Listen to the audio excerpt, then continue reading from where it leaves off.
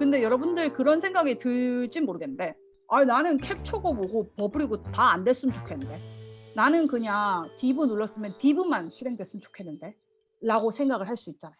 근데 일단은 브라우저가 캡처 프레이즈부터 가가지고 버블로 이렇게 돌아오는 거는 절대 못 막아요. 그거는 브라우저가 기본 행태이기 때문에 그거는 절대 우리는 뭘 할 수 있냐면 propagation, 아까 얘기했죠. 전파.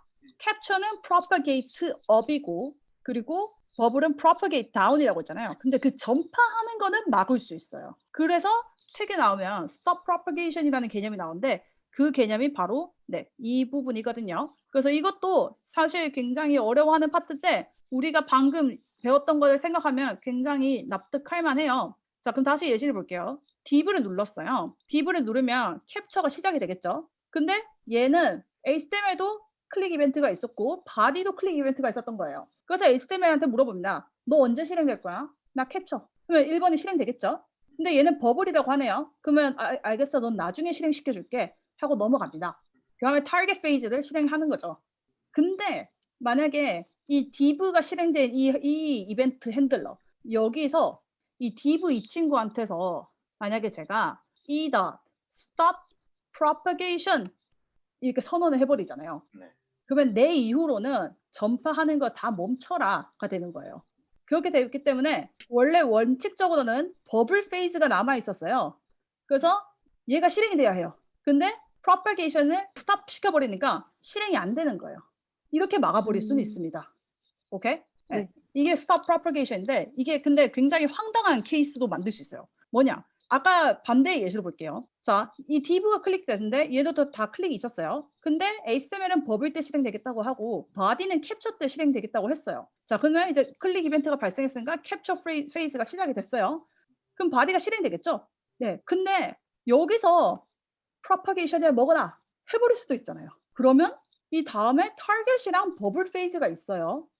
근데 둘 다 실행이 안 돼 버리는 거예요. 그러면 div 입장에서는 굉장히 황당한 일이 생기는 거예요. 아니 이벤트 주인은 난데 네가 뭔데 날 멈추게 하는 거야? 하면서 이렇게 되면 body만 실행이 돼 버립니다. 희한하죠? 근데 여러분들도 그런 생각이 들 거예요. 와, 저런 케이스가 있구나. 어떻게 나 저런 케이스 다 대응해야 해? 이런 케이스를 대응해야 할 일은 없어요. 누가 웹을 이런 식으로 만들겠어요. div를 눌렀는데 body만 실행되고 그다음에 다른 거는 실행이 안 된다? 굉장히 특수한 케이스겠죠? 그래서 너무 쫄지 마시고 그럴 수도 있구나 라고 생각하시면 됩니다. 어쨌든 요지는 이 이벤트가 캡처에서 타겟에서 버블로 도는 거는 못 멈춰도 그 다음에 실행되는 걸 막아버릴 수는 있기 때문에 그런 식으로 우리가 이벤트를 컨트롤할 수 있다는 거를 아시면 이벤트 플로우에 대해서는 다 이해를 하신 겁니다. 어때요? 네, 기분이 어때요? 이벤트 플로우 파트 읽으셨을 때 안 어려우셨나요? 코드 실행해보면서 네. 해서 좀 이해는 갔는데 음흠. 이거를 뭐 언제 써야 될까 이 생각이 엄청 많이 들었긴 했어요.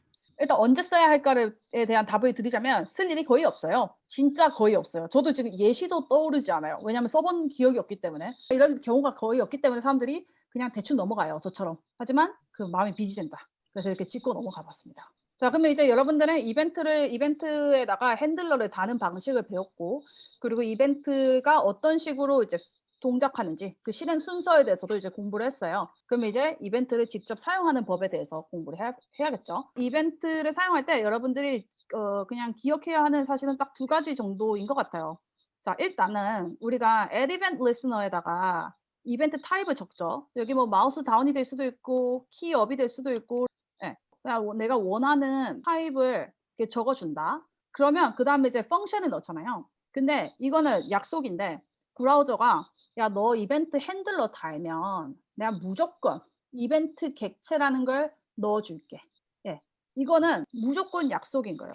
브라우저는 보내주는데 만약에 아니 나 이벤트 객체 필요 없는데 하면 우리는 안 쓰면 그만이에요. 하지만 얘는 항상 보내줄 거라는 거. 그러면 얘가 항상 뭘 보내줄 텐데 그거를 뭐라고 걔에다가 우리 이름을 정해야 할 거 아니에요. 그 보통 E나 EVT나 이벤트 이런 식으로 많이 쓰거든요. 근데 여러분들 원하면 애플이라고 해도 돼요. 이렇게.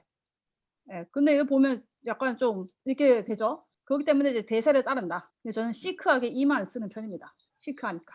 이 이벤트는 이벤트 객체라는 거를 보내주는데 이 이벤트 객체는 당연히 이벤트의 종류에 따라서 달라지겠죠. 왜냐하면 이 이벤트와 관련된 정보를 보내주기 때문에. 가령 터치 이벤트는 유저가 손가락을 딱 대는 그 지점에 대한 정보가 필요하겠죠. 있으면 좋을 것 같잖아요. 근데 뭐 가령 뭐냐 키다운 내가 ESC를 눌렀냐 무슨 키를 눌렀다 할 때 그 이벤트 키다운 이벤트가 발생했을 때 유저가 어느 지점을 터치했는지에 대한 정보를 알 수도 없죠. 필요하지도 않을 거고. 네. 그렇기 때문에 이벤트 종류에 따라서 이벤트 오브젝트에 오는 프로퍼티랑 메소드들이 조금씩 달라집니다. 근데 그거를 다 외워야 하냐? 외울 필요가 없어요. 그냥 여러분들은 필요할 때마다 구글에 MDN에서 찾아서 쓰면 되는데 아까 제가 이게 표시해 줬던 이 초록색 친구도 있잖아요. 얘네들은 좀 알아두면 좋은 친구들이에요. 사실 이 안에 뭐가 있는지. 가령 폼 같은 친구들은 안에 value라든가 name이라든가 이런 값들이 있거든요. 이런 것들을 알면 내가 원하는 값을 빨리 쓸 수 있으니까. 이 이벤트에 공통적으로 들어가는 메소드나 프로퍼티도 있어요. 그 중에 하나가 아까 제가 설명을 열심히 했던 stop propagation, 그 다음에 prevent default. 이거는 좀 기억을 해주셔야 합니다.